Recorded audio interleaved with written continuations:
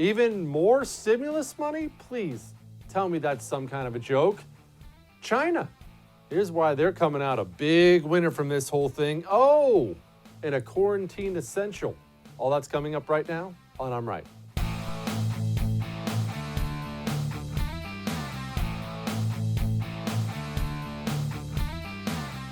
Before I get to all of my amazingly witty commentary, allow me to just say, you do know there's an app, right? There's a First app you can get right here on your phone. You can get it on Google Play, Roku, Amazon. You can get it on iTunes. You can watch me on demand all day long, which is what I would do. You can watch the First, all of our great hosts live, which is frankly also what I would do whenever I need a little me break. But the First TV app, it's available right now. Go download it. Enjoy the First anywhere you go. Now, let's talk about something boring, all right? Joe Biden. No, I'm kidding. We're not talking about Joe Biden, although he is boring. We're talking about money. Money is one of those things that's difficult to talk to people about politically because it doesn't mean anything to us, really. The numbers have gotten so big, it doesn't mean anything to us. You remember that old Joseph Stalin line when he was talking about the fact he murdered like 50 million people because he's the Antichrist? And what did Joseph Stalin say? One death is a tragedy, a million is a statistic. We are seeing that with money in the United States of America. You go through it. I go through it. Even a huge brain like mine goes through this. What happens is you start talking about spending $50 of mine. Okay, I want to know exactly where that's going. Why are you putting it there? What are you doing with this? You start talking about spending $500 billion, $1 trillion, $3 trillion taxpayer money. It's so large that it almost gets lost. It's so large, it becomes small. And that's where we are right now in the United States of America. And look, there are a lot of things that go into this. Frankly, both parties are responsible for this. I mean, you remember during the Obama presidency, all those tea parties that popped up. We can't spend like this. The spending, we're all going to die. Barack Obama's deficits were horrible. Worst we've ever seen, right? They were $1 trillion. One. We are about to have $4 trillion at least this year. Now, I understand what you're screaming at the TV right now, but Jesse, there was a pandemic. There have been other pandemics throughout the history of the world. There have been other pandemics in the United States of America, much deadlier pandemics, actually. And you understand that at no point did we ever even consider destroying the United States of America's budget over them.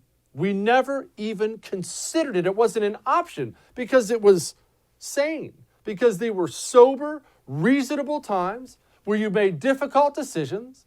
And if there were times where you had to spend money, and they didn't do that often, but if there were times where you had to spend money, then you made some cuts some other place. But now, these numbers, they've lost all meaning.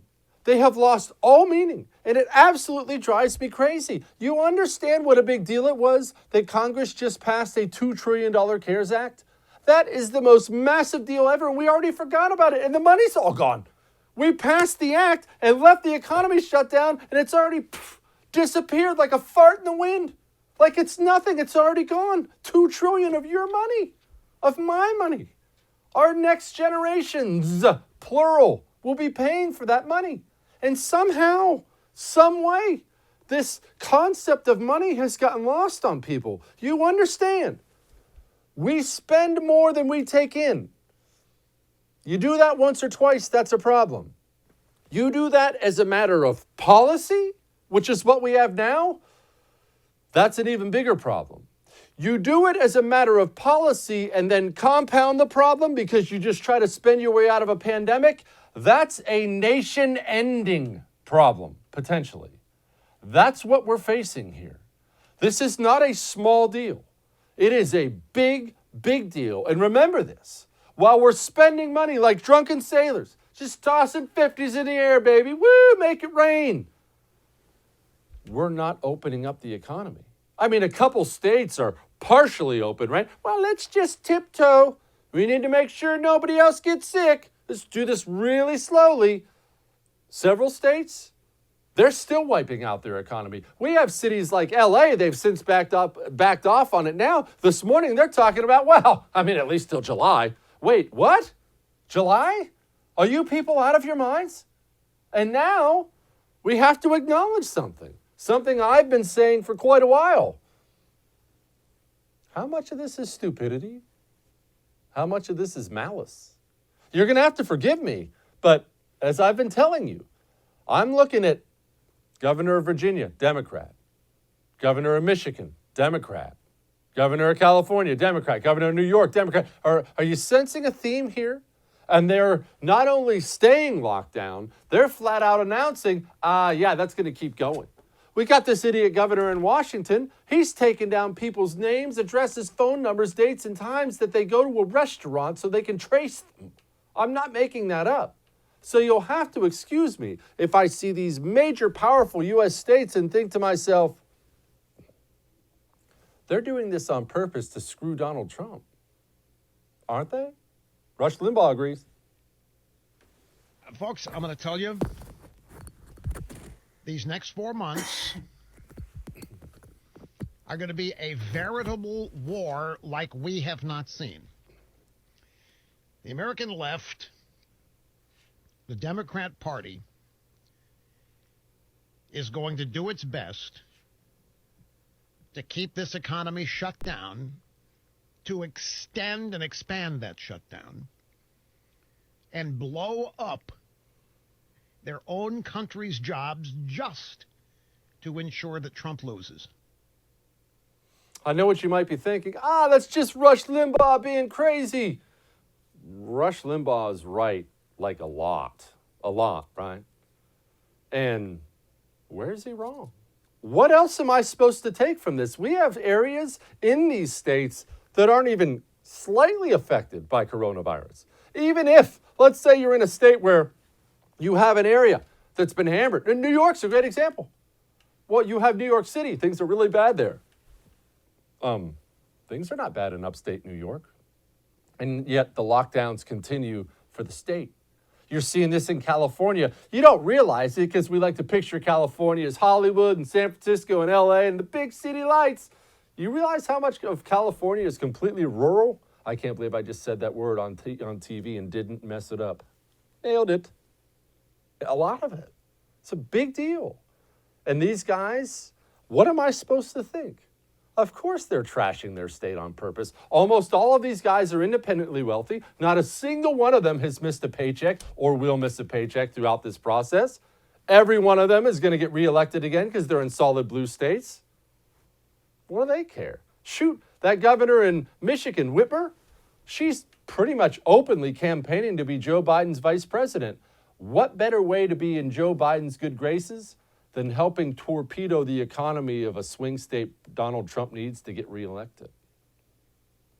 I don't know what I'm supposed to think. And back to the money. Oh, Nancy Pelosi has a new plan.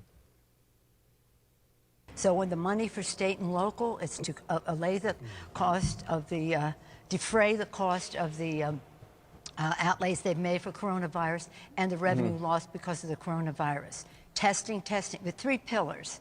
Honor our heroes by supporting our state and local entities so that they don't lose their jobs. These heroes don't lose their jobs.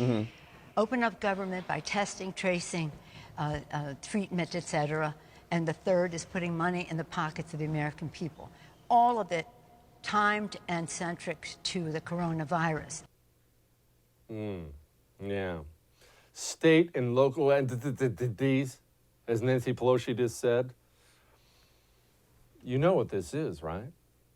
This is a massive, this new $3 trillion bill. Oh, don't get me wrong. Republicans think it's irresponsible.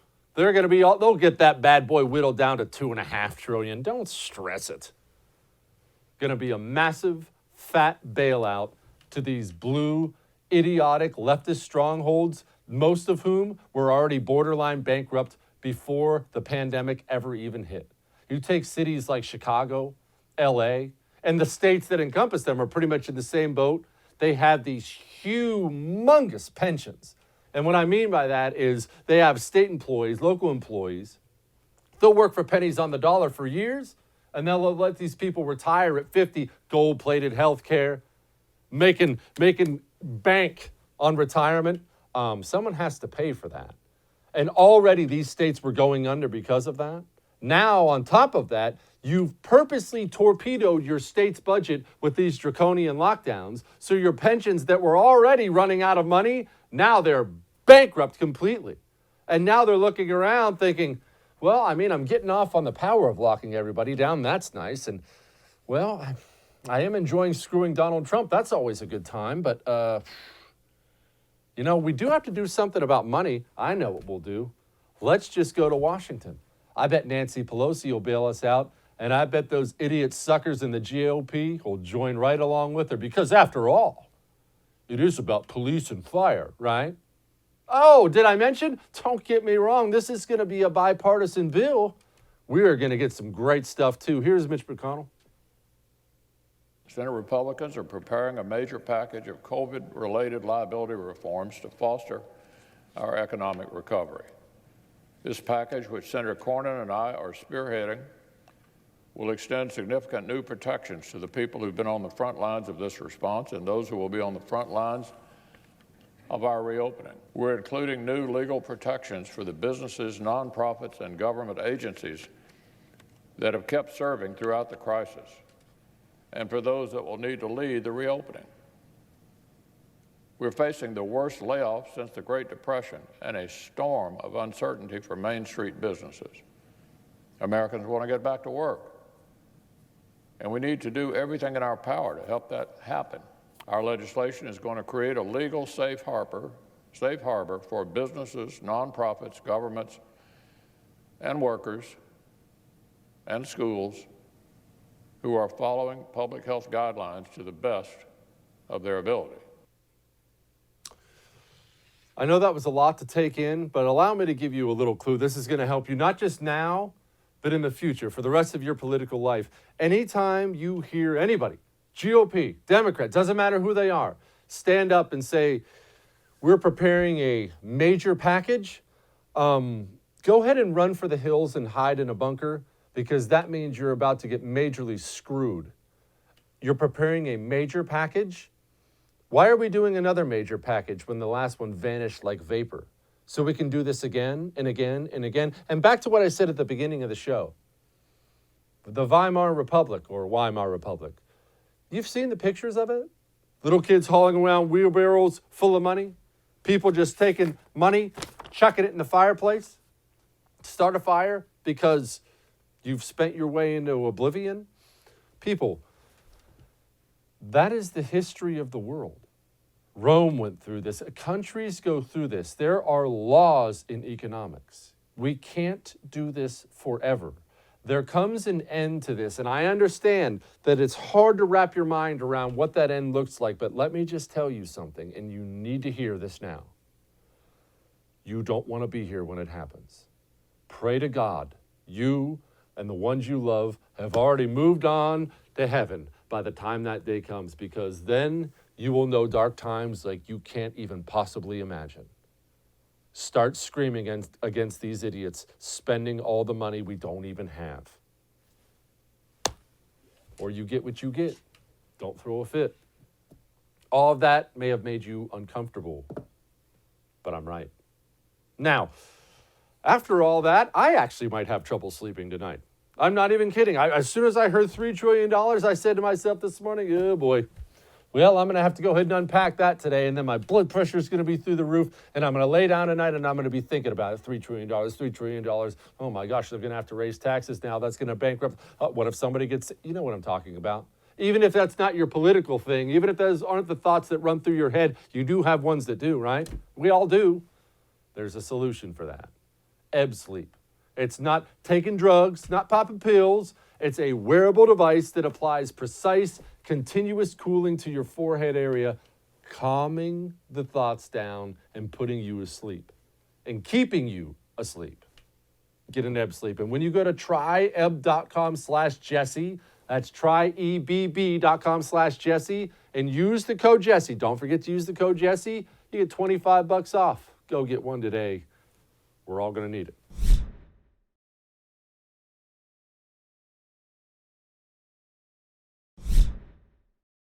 Joining me now, the great Buck Sexton of the Buck Sexton Show right here on The First. Also has been a mentor of mine in this business and a big part of the reason you get to see this lovely face behind the camera every single day. So look, if you kick back every evening and put your feet up and you're like, oh, Jesse's the smartest, most handsome person ever, you can partially thank Buck Sexton for that. Buck, I'm looking at a $3 trillion bill, a new one, and once I got my heart started again, I'm having a hard time wrapping my mind around why we would do this again.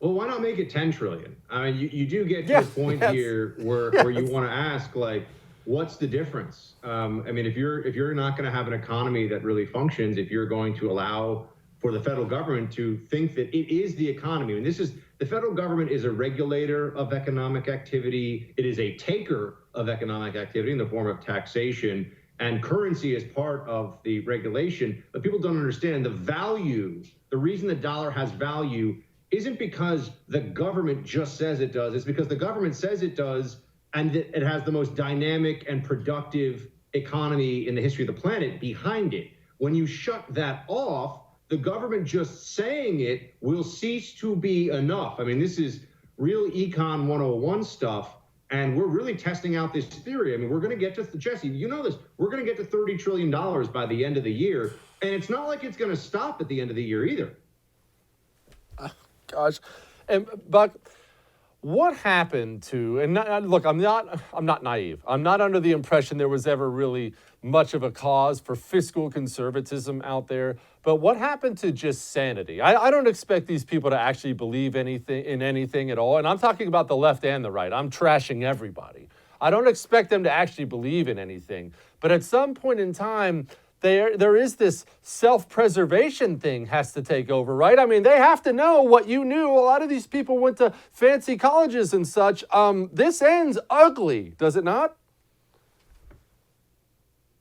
Well, it depends on who you mean it's ugly for, right? I mean, this is where you get into the remembrance of what we've been through as a country and what we've seen for the last 3 years, where you have people that have been saying, and I think that, Jesse, you and I, because we're not deranged, I mean, we're emotionally stable people. I mean, certainly compared to like libs at Vox and HuffPost and CNN. I mean, we're normal human beings that view things in a way that's not all through this hyper ideological lens. So they were saying things like Trump is a threat to the republic, to democracy. Trump is a clear and present danger to this country. They believed that, at least a lot of them did. And now they view this virus as the opportunity to prevent us from having another 4 years of that clear and present danger. And so that's completely pushing aside the most basic math, the most basic fiscal responsibility. Look, conservatives, there's blame to go around here. I mean, we should have reined in spending for 3 years of Trump, Trump's first 3 years in office. We didn't do that. But now the problem is if there wasn't political will with the best economy in perhaps 50 years to cut back on spending, do you think there's going to be political will now? I mean, we've just all decided that we're on the same train and we're all hitting the throttle, or whatever you call it on a train. I don't know. We'd have to get an engineer. But, the thing that makes a train go faster, we've all got our hands on it now with federal spending, and that's not going to stop anytime soon. I think it's called a knob on a train. I don't know if that's true, but I actually picture it as being this gigantic knob, like in the movies, and you just turn the knob and the train goes faster. I bet that's right.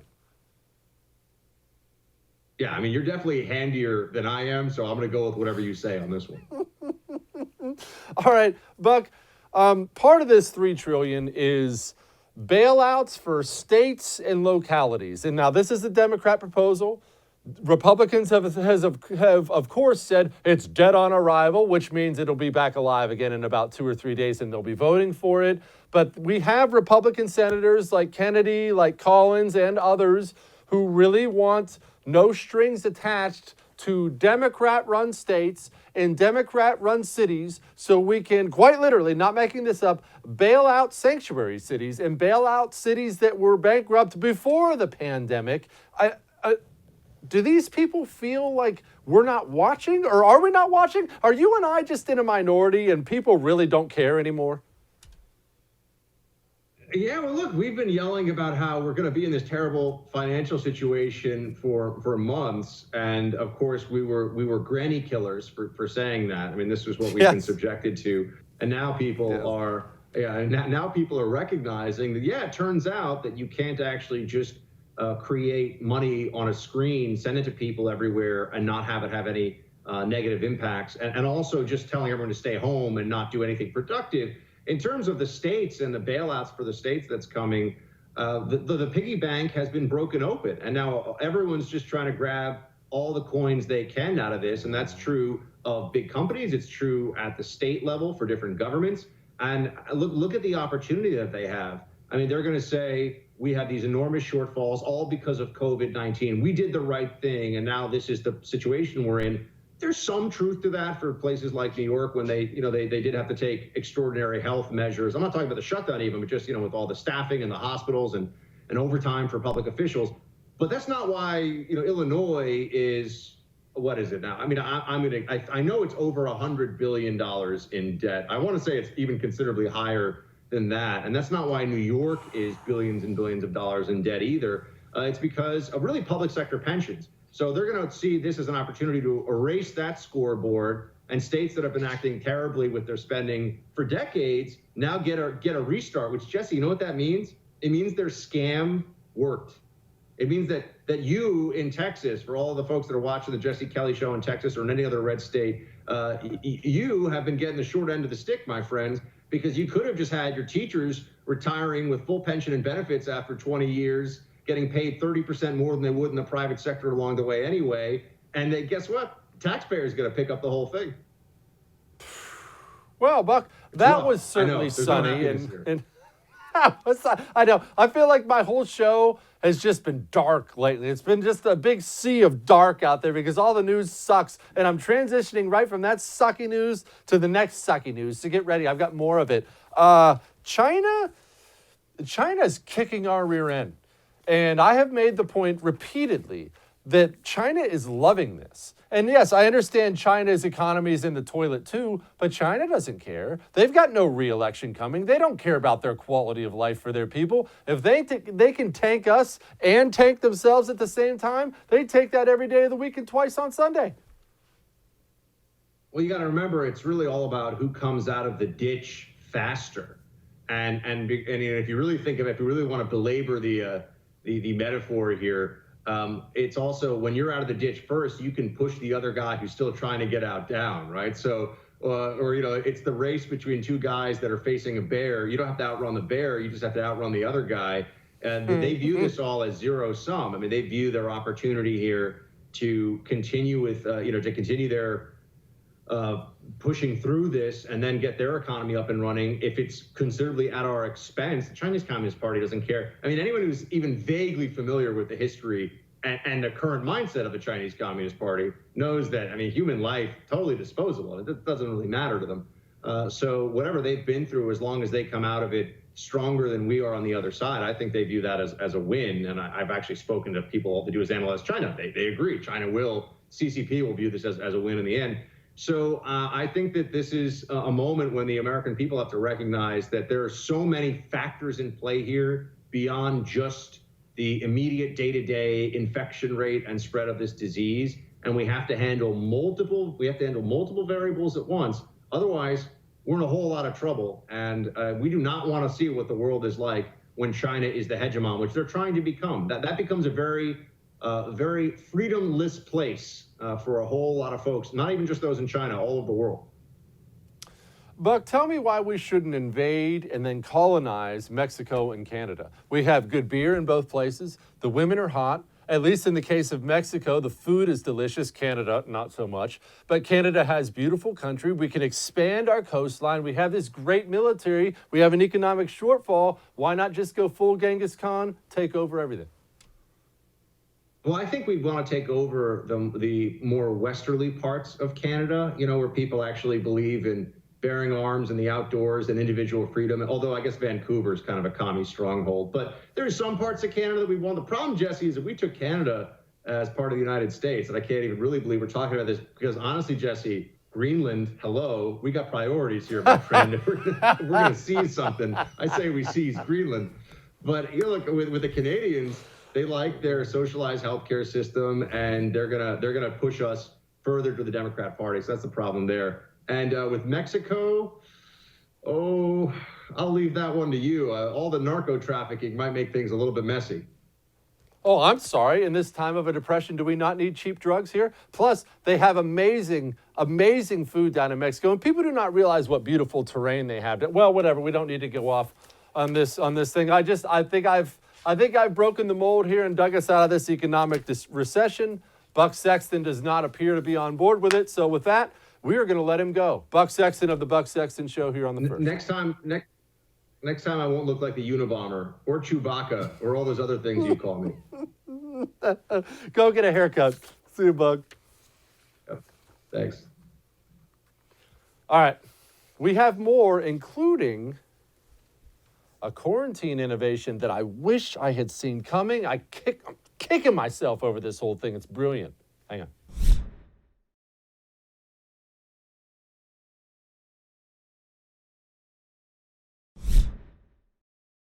It's time to have a little chat about East versus West, about China versus us, because I'm hearing several things from people, even experts on the economy, experts on the coronavirus, and they want to talk about everything as it is now, everything as it is static. But you need to understand this. So far, and for the foreseeable future, this entire thing has been a humongous win for China. And if China had their way, at this point in time, they would have a new coronavirus pandemic just like the one we've had every 6 months. Now, I know what you're saying, Jesse, you're crazy. Hear me out. Understand this.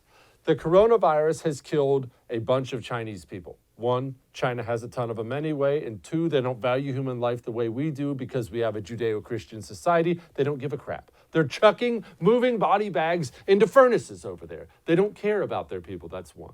Two, you're going to say China's economy is hurting as bad or worse than ours is. Yes. But China doesn't look at war the way you and I look at war. When I say war to you, what do you think? What do you think? What images pop into your head when you think about war? A D-Day, the invasion of Normandy, Gettysburg. You picture battles, bayonets, cannons, machine guns. That's not how the East views war. China and places like Afghanistan, they view war as generational things, as slow, plodding, long-term thinking things. That's how they view war. China doesn't give a crap that they're racing to the bottom as long as we're also racing to the bottom. Why don't they care? Well, there's no election in China in November. There's no election in China 4 years after that. There's no election in China 4 years after that. You're allowed, part of the benefits of a disgusting system like they have is there isn't regime change, barring some huge rebellion. And so what do they get? What if China and I both crater, as we are now? China has ruined their economy, although they're opening back up. America has, on purpose, ruined its own economy. And now we're both going down. And let's say we both hit bottom. We won't, but let's say we both do. Boom, crash and burn. China rises again. And the rest of Europe, all these parts of Europe, they're going to start buying goods from China. They will. If the United States craters and goes into a Great Depression, China rises. Because China is the only other global superpower with the infrastructure to do so. And so you might be saying to yourself, Jesse, you're crazy. I've heard all these other countries, they're super mad at China. You know, and they all are, right? They all have these firm statements out about, we're not dealing with China anymore. We're moving out of China. No more China this, no more China that. How long do you think that lasts? If that's the only place where you can buy the goods your society wants and needs? About 5 minutes. All that anger you see directed at China right now, they don't give a crap. They're just going to wait it all out and sit and cross their fingers the United States of America is stupid enough to do exactly what we've done, which is kill our own economy. And just as a brief side note before I come back to that, we love to honor the troops and should honor the troops. People out there putting their lives on the line. And so when we think about things like World War I, World War II, what do we think of? Again, the troops heading towards the beaches with that rifle in his hands. And we don't win the war without them. They're important. Both those wars were won on the backs of the United States economy. When that famous Japanese admiral came out and said, you can't win a war, a prolonged war with America, at least not a naval one, you know the reason he said why? He didn't say our brave men on the ground, although, I mean, we certainly have brave men on the ground. He said you can't win a naval battle with the United States of America because of the oil fields in Texas and the auto factories in Michigan. You see, it is our economy that won not one, but 2 world wars. So China starts a virus, China exports the virus here, and what was the United States' response to that virus? To kill the one thing that gave us superiority over them and, frankly, gave us the free world we have today. China's loving this. China doesn't care about a minor, short-term economic downturn. They want the United States of America destroyed because China sees things for the long term. Always have, always will. We had better adjust our thinking because China's not only been planning this for a while, they're planning it for a while into the future. How did 85% of America's pharmaceutical capacity get exported to our biggest enemy? Here's what we know. Biomedical research has long been at the heart of something the Chinese have wanted and something they've engaged in economic espionage to get. It's at the heart of their Made in China 2025 plan, which means it's a big priority for theirs. We've charged a number of cases over the years, including one just earlier this year in Boston involving biomedical research, all of which involved the Chinese government, the intelligence services, and individuals in China. It would be crazy to think that right now the Chinese were not behind some of the cyber activity that we're seeing, targeting U.S. pharmaceutical companies and targeting research institutes around the country that are doing coronavirus research, treatments, and vaccines. They reinvented the espionage game, the corporate espionage game, not just now, not just for coronavirus like he talked about. They've been doing this for decades. They'll hire people, get people hired on your firm in that new fancy product you have. One day it's weird. Wait a minute. That same product just appeared in China for half the price. How did that happen? You see, they have a way of doing things, that doesn't involve China taking any casualties. I had somebody tell me yesterday, well, Jesse, how soon till China lands on our shores? Why would China land on our shores? China's winning. We don't like to hear that. We don't like to acknowledge that. We're America, right? Landed free, baby. Number one. We are number one now. China has no interest in being number one now and for the next week. China wants to be number one in the year 2050. Are they going to take a little economic shot in the arm in order to have us downfall? You bet they will. Every day of the week and twice on Sunday. China's living high on the hog right now. China? Shoot. China? Here's what China says. This is a Chinese-run website. They say, quote, the world left in shock over U.S. sabotage of global cooperation against COVID-19. This comes in the heels, keep in mind, of China blaming the United States military for spreading the virus. This comes in the heels of us busting professors at Harvard and other places as Chinese spies. This comes on the heels of, you remember Dianne Feinstein? You may forget about her. She's that senator from California that's 900 years old. Yeah, her driver for years was a Chinese spy. And here's the bad news, in case you thought all that wasn't bad enough. That's the stuff we know. Those are the Chinese spies we've caught. As any cop will tell you, if you catch one thief, there are 5 you didn't. If we caught 3 Chinese spies, 10 Chinese spies? How many are still out there? You see, again, I don't want you to go around peeking around every corner for looking for Chinese spies, but you do need to understand China's here.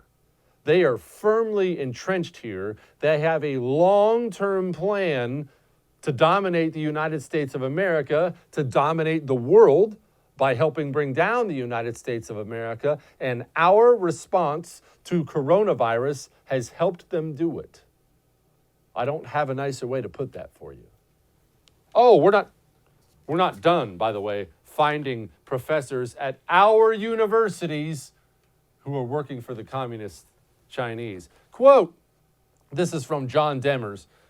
The Department of Justice remains vigilant over programs such as the 1,000 Talents program that recruits professors and researchers to work for China. In this case, Lee was caught in his lack of transparency. This defendant thought that he could live 2 separate lives, one here at Emory University and one in China as a 1,000 Talents program participant. Eventually, the truth caught up to this defendant, and he is now a convicted felon who was ordered to repay over $35,000 to the IRS.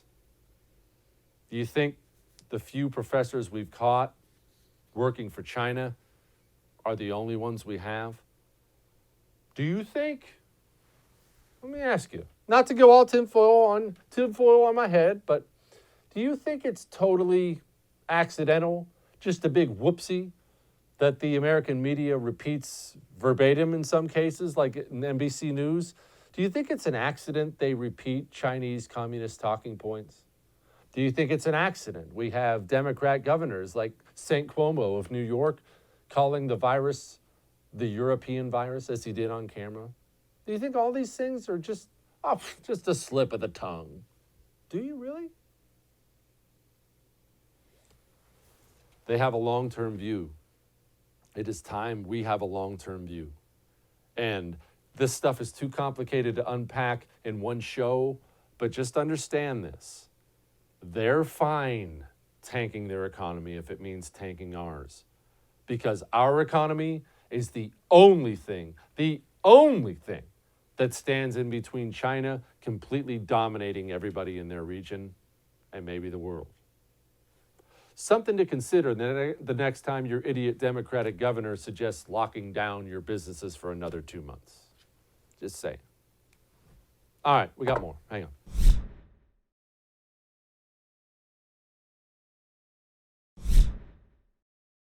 I have a confession to make. Granted, I enjoy being this huge TV star and this mega radio star, and I mean, super rich and famous with Learjets and butlers and yachts and all this other stuff. I have enjoyed that. Now, it's a great career that I've been doing for like a year and a half. But I always really wanted to be an inventor. And I remember when I was in the 5th grade, they had this huge contest for science class or something. I don't know. I wasn't really paying attention. And we had to come up with an invention. And so I came up with what I called the pooper scooper. And it was essentially just a gigantic, dustpan at the end of a long stick, which I didn't realize had already been invented. It was a dustpan at the end of a long stick. And then I took a bunch of string and duct tape and I tied it to the top. I tied a broom to the end of it so you could go out, because I always had to pick up the crap in the lawn. And then you could go out and you set down the dustpan, and then the stick, the broom was attached to it, and you just kind of sweep it on in. And it never ever worked, and it fell apart instantly. But I thought the concept itself, I was convinced the concept itself for the pooper scooper was going to make me millions. And again, this is 5th grade. I legitimately thought I was going to show up and there were going to be business people there, big fancy business people, and they were going to be like, wow, just write this guy a check now. And so I show up, and my teacher actually laughed at me. And this is after my dad laughed at me before I even left the house. And then I show up there and I find out there are other 5th graders who are inventing really, really amazing things that they actually did get signed for, if you can believe it or not. And I realized not only did I not get signed for anything, but I got laughed at because I lack a real basic intelligence or any ability to invent at all. So when I saw this new invention out there, I was kicking myself for not coming up with it first, because I think finally, of all my failed inventions, between the pooper scooper to now, I think this was going to be the one that really nailed it for us. Check this thing out. It's a face mask that obviously is going to block out all of those microscopic bacteria, all those diseases that you can't see and you need like this electronic microscope to see them all those things.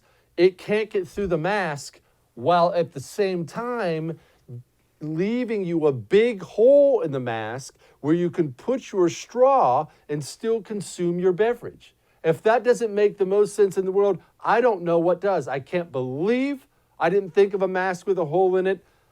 I wished I had, but in the future, I might come up with something like that.